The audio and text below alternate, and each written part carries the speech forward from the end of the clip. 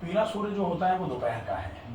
दोपहर में हम वैसे भी सन का एक्सपोजर अवॉइड करें वो अच्छा रहेगा। वो हमारे स्किन पर सेंसिटिविटी डेवलप करेगा, स्किन पर हो सकता है एलर्जी पैदा कर दे। सवेरे सवेरे जो सनबाथ का टाइमिंग है वो होता है ऐसे समय में सनबाथ लिया जाए जिस समय लालिमा सूर्य होता है, लाल सूर्य।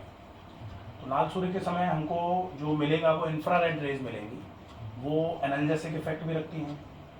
उनमें विटामिन डी की भी बहुत अच्छी क्वांटिटी होती है। तो विटामिन डी अगर हमको चाहिए धूप से, तो वो हम ठीक दोपहर में अगर धूप में बैठेंगे तो स्किन जल जाएगी, विटामिन डी भी तो मिलेगा नहीं, स्किन और ख़राब हो जाएगी। लेकिन सवेरे सवेरे अगर हम अपने आप को एक्सपोज करते हैं वो लालिमा धूप से, तो वो हमारे लिए विटामिन डी का अच्छा सोर्स माना जाएगा। टाइम जो है वो सूर्योदय के बाद लगभग 1.5 घंटे, जैसे अगर सूर्योदय 6 बजे हुआ है तो 7:30 बजे के आसपास, 7:30 बजे का जो टाइम होता है सर, तो उसमें सूरज तो नहीं दिखता, रोशनी होती है। वही तो इट्स नॉट, जो किरणें आना चालू हो जाती, सूरज दिखता है 1.5 घंटे के बाद। जैसे सूर्य उदय हुआ, सूर्य उदय के बाद रोशनी जो होती है ना, रोशनी जो पहली धूप जो आती है 1.5 घंटे के बाद लगभग आ जाती है। 6 बजे सूर्य, जैसे अभी आजकल सूर्योदय का टाइम लगभग 6:15 के आसपास का है, जिसको सूर्योदय बोलते हैं ना। उसके बाद लगभग 7:30 पौने 8 के आसपास बढ़िया धूप ऐसी आती है कि जिसमें अगर अपन बैठते हैं ना तो वो गर्मी नहीं लगेगी, लेकिन उजाले के साथ जो सन रेज हैं वो आना चालू हो जाती है। तो सिर्फ वो रेज उजाला हाँ। काफी नहीं है, रेज सन दिखना चाहिए। सन बिना सन के तो फिर कैसे? नहीं मतलब हमारे घर से दिखता नहीं है कैसे?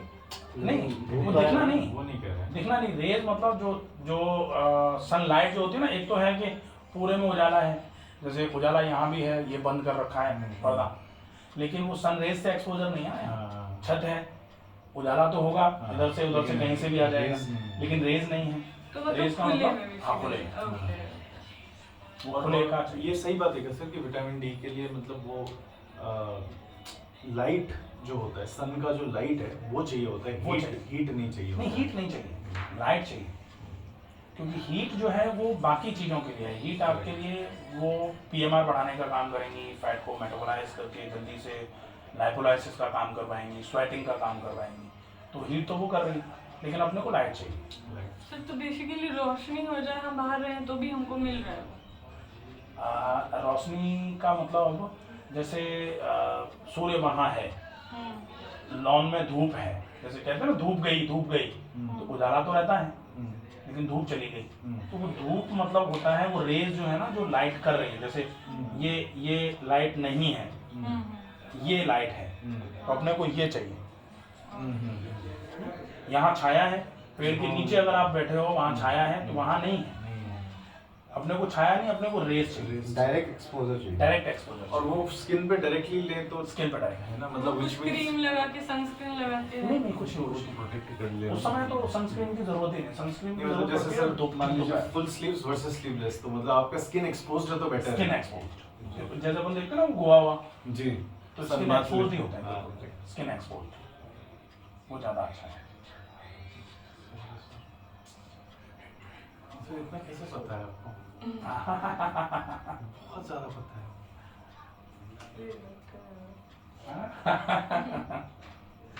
उसी को डिनर आते हैं ना, हर चीज को देखते हैं। हाँ, और सर चावल घर पे जब बनता है तो वो सॉसपैन में पानी गिरा के जो बनाते हैं वही वो सही ज़्यादा अच्छा तरीका है।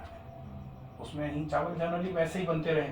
ये तो ऐसे बनना चालू हुआ जब कुकर आया, पानी भर दिया और पानी खत्म हो गया उसमें, वो सारे चावल खा लिए अपने। नहीं तो जनरली चावल उबाल करके पानी को निकाल करके जो बचते थे वही खाते थे लोग। तो जब तक वो खाया गया तब तक लोगों को चावल की वजह से ज़्यादा समस्या नहीं आई। अब जो है ना वो पूरा खा लेते हैं सारा, तो वो फिर प्रॉब्लम कर रहा है। चावल की नेचर ठंडी होती है, चावल कफ कारक होता है, तो चावल कफ भी बढ़ा रहा है, प्लस चावल ठंडक पैदा कर रहा है, तो कफ को और ज़्यादा बढ़ाएगा। सर आप नाड़ी पता कर सकते हैं प्राकृतिक शरीर का? हाँ, शरीर की प्रकृति पता कर जाती है।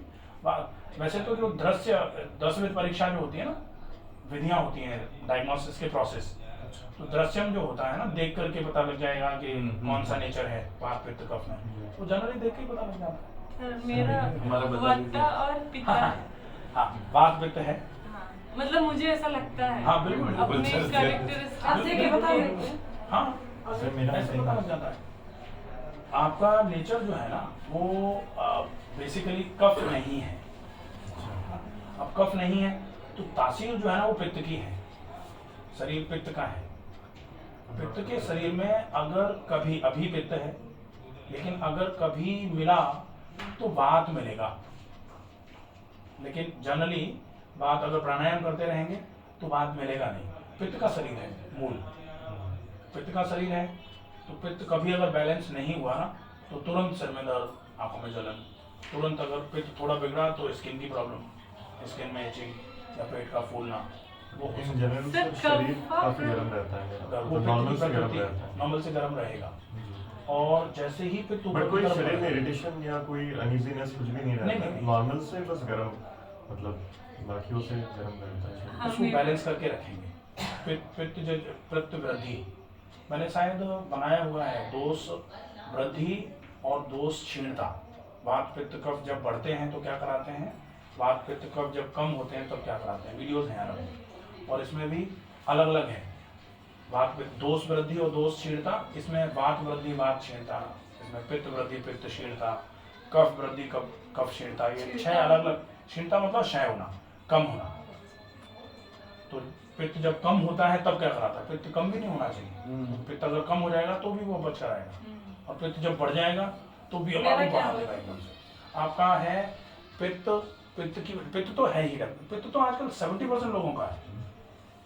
और पित्त को बैलेंस करने के लिए अपन बताते हैं ना, वो नाक में नस से करें और पानी ज्यादा पिए, खाने को ज्यादा चबाएं, पित्त बैलेंस हो।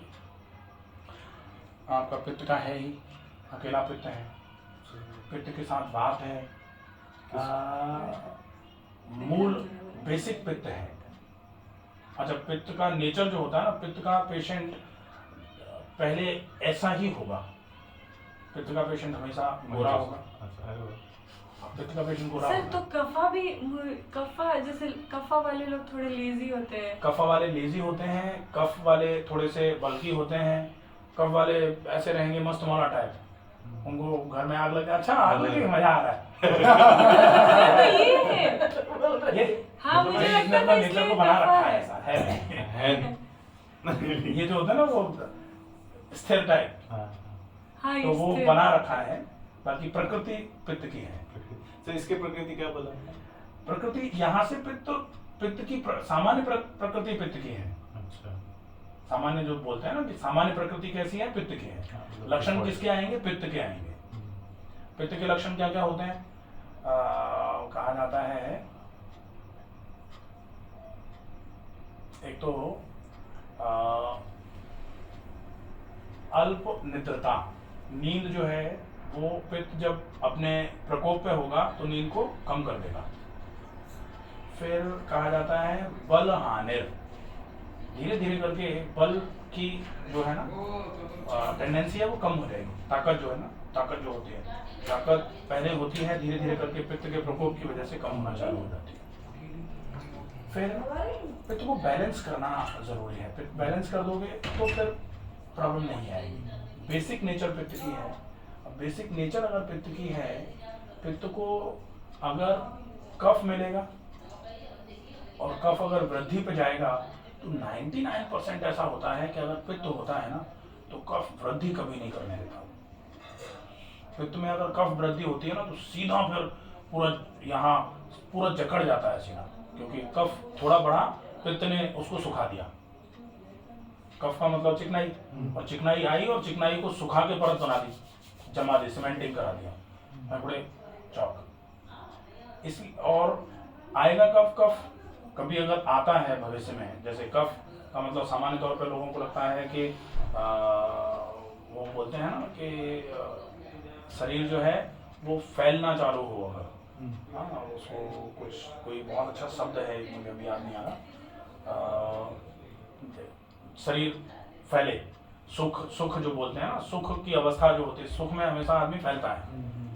तो वो अगर कफ आ रहा होता है, साथ में पित्त की मूल प्रकृति है, तो उस कफ को पित्त की वजह से सूखने नहीं दिया जाए तो बहुत पानी पियो, जैसे होता है ना कि आग लग गई है, अब आग लगी है, आग में घी डाल रहे हो तो आग एकदम बढ़ रही है, और आग किसी चीज़ को सुखा के ख़त्म करे, चिकनाई को खाए, उसके पहले आग में पानी डाल दो तो आग जलने नहीं देती। जैसे ही आग लगती है फायर ब्रिगेड वाले पानी डालते हैं ना जल्दी जल्दी, और वो भी थोड़ा नहीं डालते, बहुत पानी डालो ताकि तुरंत आग बुझ जाए।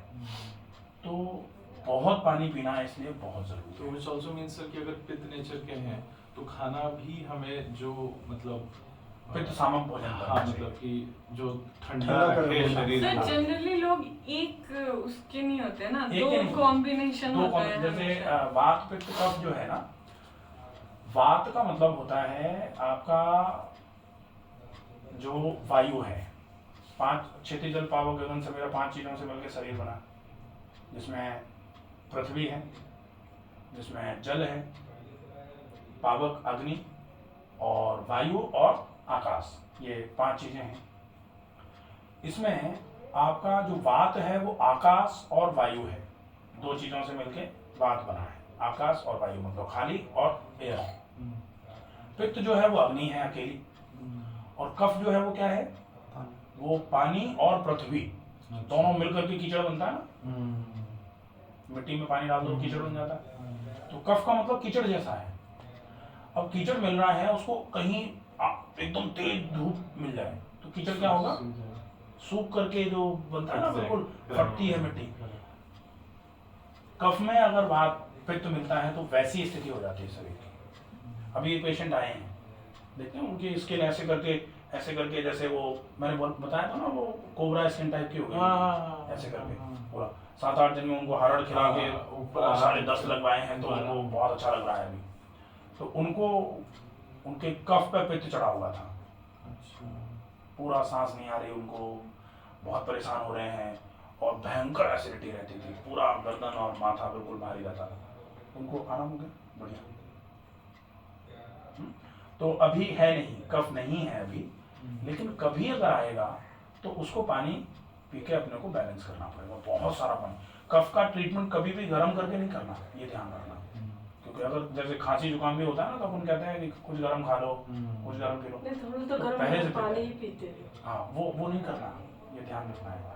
क्योंकि अगर वो करेंगे ना तो फिर वो जो शरीर तैयारी जिस चीज़ की कर रहा है ना वो मिलेगा फिर आगे चल के। तो अपने को पित्त का या फिर कफ भी हो रहा है तो कफ को भी अपने को धीरे धीरे करके पानी से ही खत्म करना है, कफ को ढीला कर करके। खूब सारा पानी पियो, खूब प्राणायाम करो, पानी पियो प्राणायाम करो। फिर अभिषेक का अभिषेक का मैंने बताया था ना, थोड़ी हल्की एंजाइटी रहती है, हाँ, और वो एंजाइटी का जो नेचर है, एंजाइटी रहती है केवल जिनको वात और पित्त का कॉम्बिनेशन रहेगा। और वात और पित्त का कॉम्बिनेशन जो है ना, पित्त को वात ऊपर की तरफ ले जाएगा, हमेशा ऊपर की तरफ ले जाएगा। तो हमेशा इसको एंजाइटी मतलब एंजाइटी बेसिकली न्यूरोसिस नहीं बोल सकते इसको, ये केवल थॉट प्रोसेसिंग में जो है ना, वो जो होता है कि किसको परफेक्शन वो बोला जाता है ना, एक चीज़ बोलते हैं, कोई मूवी थी ना उसमें मिस्टर परफेक्ट टाइप का जो होता है, दोनों ऐसे। तो वो आएगा इसमें है कि परफेक्शन जहाँ चूकेगा वहाँ एंजाइटी क्रिएट हो जाएगी। तो अपने को प्राणायाम पर फोकस करना मैंने बताया था वो दिन के भाई, अनुलोम विलोम प्राणायाम और भ्रामरी प्राणायाम करके शवासन का अभ्यास जितना ज़्यादा करोगे, डीप ब्रीदिंग जितना अच्छा कर लेंगे ना उतना बढ़िया रहेगा। धीरे धीरे करके ये समस्या ऑलमोस्ट बिल्कुल खत्म हो जाएगी। सो सर मेरा क्या बोला आपने, कॉम्बिनेशन है ना? हाँ कॉम्बिनेशन है पित्ता और वाता। मेरा भी वही है सर, मुझे ऐसा लगता है। पित्त थोड़ा ज़्यादा है, किसका? पित्त ज्यादा है। हाँ पित्त ज़्यादा है, वात अभी कम है। वात जब पित्त पे आएगा ना तो फिर जोड़ में दर्द कराएगा कभी आगे चल के। पित्त ज्यादा है। पित्त ज़्यादा है। और सर मेरा पित्त ज्यादा है, वात ज्यादा है, ऐसे कुछ? वात पित्त दोनों लगभग बराबर जैसे हैं, क्योंकि पित्त का नेचर वैसा वाला नहीं है। अच्छा। कि पित्त जो जैसे बहुत ज़्यादा ये और ये, पित्त का मतलब होता है ये और ये भारी होना, जितना ज़्यादा ये भारी हो रहा है ये मान लो पित्त उतना ज़्यादा है। हाँ मेरा सर लगता है अलग सा वेट लगता है मेरे तो सर। मेरे लिए सर मैं आप सजेस्ट करोगे प्राणायाम अगर मैं करूँ? केवल प्राणायाम करेंगे ना, प्राणायाम कर लें, प्राणायाम से बेस्ट हो जाएगा ये, बिल्कुल बिल्कुल मैनेज हो जाएगा। अनुलोम विलोम, अनुलोम भ्रामरी विलोम, और डीप डीप ब्रीदिंग, भ्रामरी, इसी फॉर्मेट में अनुलोम विलोम, डीप ब्रीदिंग, भ्रामरी। हम दोनों का लगभग सेम है।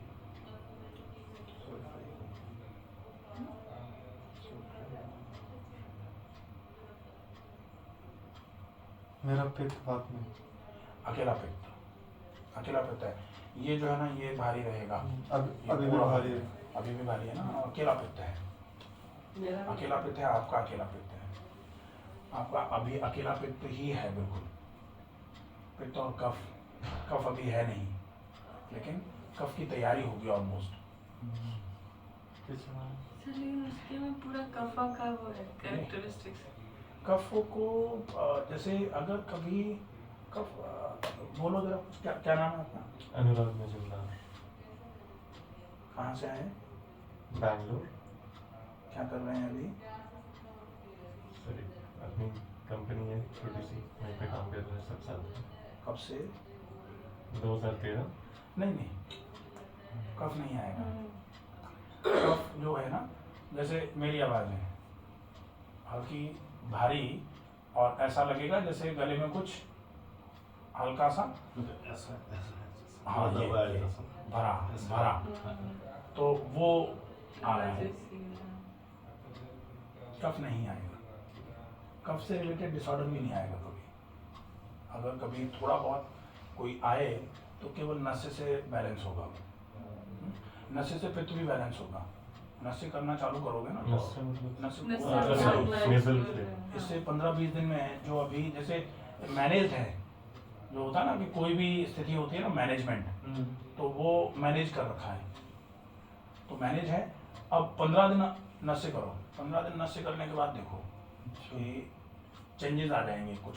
तो नीति लगेगा नशे मतलब नशे नेति तो होती सारा ना, जो पानी में- नैति कर लो, नैति के बाद में सीधा नाक में घी, नाक में घी, रात में नाक में घी तो डालना ही है। रोज डालो, बढ़िया रहेगा। सर वो पाइप वाला नहीं कर पाए तो सिर्फ पानी वाला पानी करो, कर- बहुत कौन सा पानी वाला करता है तुम? अच्छा। रूम पे करके आता है। पानी वाला नहीं, पानी वाला जल करता हूँ नैति ना, जी। अच्छा सर, वो जो जल नीति में नमक भी डालते हैं या सिर्फ गुनगुना पानी? नमक डालना पड़ेगा, क्योंकि बिना नमक के पानी से अगर नैति करते हैं तो नेजल इरिटेशन होता है बहुत तेज। अच्छा सर, एनीमा घर पे बराबर ले सकते हैं क्या? Once in a week. Once in a week. और वो पानी से नॉर्मल प्लेन वाटर से ले सकते हैं? आप प्लेन वाटर से ले सकते हैं, पानी बिल्कुल साफ सुथरा होना चाहिए, उसमें कोई कंटेजियस चीजें ना हो। फिल्टर का पानी? हाँ फिल्टर का पानी चलेगा, कोई इशू नहीं। तो और गुनगुना नमक डाल के कुछ ऐसा तो नहीं? नहीं कुछ नहीं। Normal room temperature water? Normal room temperature का पानी से एनिमा लेना है। ओके। ज़्यादा तो पानी एनिमा का केवल फोकस ये है कि जो पानी आप मुंह से पीते हो वो पानी अगर मान लो एनस से जाएगा तो ब्रेन ये कहेगा कि ये पानी जो एनस से आया है इसको बाहर फेंको। हाँ। तो वो बाहर फेंकने के क्रम में, अब फेंकेगा कैसे? कोई ऐसा तो है नहीं कि किसी आदमी को भेजेगा बाल्टी लेके वो निकाल के बाहर करेगा, तो फिर एक रिफ्लेक्स जनरेट होगा, वो रिफ्लेक्स होता है gastrocolic reflex. Gastrocolic reflex generate होगा तो आप जो है ना आमाशय से आंत तक, बड़ी आंत तक इस तरीके से मूवमेंट चालू हो जाएगा, पेरिस्टाल्सिस बढ़ जाएगी, पूरा का पूरा पेट साफ हो जाता है। तो पानी गर्म हो, नीम का हो, नींबू का हो, इससे कोई बहुत फर्क नहीं पड़ता, पानी होना चाहिए बस, और वो एनस से जाना चाहिए। अगर वो एनस से गया है, और होल्ड कितनी देर करे तो ठीक है सर? जितनी देर हम होल्ड करेंगे, जैसे होता है ना कि चोर जितनी देर घर में रुकेगा उतना ही उसके टूटने के चांसेस ज़्यादा होते हैं। तो वही वाली बात। जितनी देर आप पानी को रोक दोगे ना उतनी ज़्यादा वो गंदगी को लेके ही निकलेगा। तो सर जरूरी नहीं है कि बहुत ज्यादा पानी लेना है, थोड़ा पानी कम होल्ड कर सकते हैं? हाँ, और थोड़ा अगर पानी की क्वांटिटी ज़्यादा होगी ना, पानी की क्वांटिटी ज़्यादा होती है तो वो ज़्यादा लिक्विफेक्शन पे ले जाएगा चीज़ों को, ज़्यादा चीज़ों को साफ कर देगा। बाकी इंड्यूस करने के लिए गैस्ट्रोकोलिक रिफ्लेक्स इंड्यूस करना है, कोलोक्लिस्टर करके एक एनिमा होता है जिसमें आप 50 ml से चालू करते हैं और 1000 ml तक जाते हैं, फिर 1000 ml से धीरे धीरे करके 50 ml तक आते हैं। हाथ की टोन को बढ़ाने का काम करता है, गए वापस ट्रायंगल बनाते हैं, ऐसे करते गए, यहाँ मेंटेन किया, फिर वापस आए। इस तरीके इसको कोलोक्लिस्टर बोलते ही हैं कि इंटेस्टिनल मूवमेंट को, इंटेस्टिनल टोन को इम्प्रूव करने के लिए। ठीक है? ठीक है sir. Thank you sir always. बहुत हो गया हाँ नहीं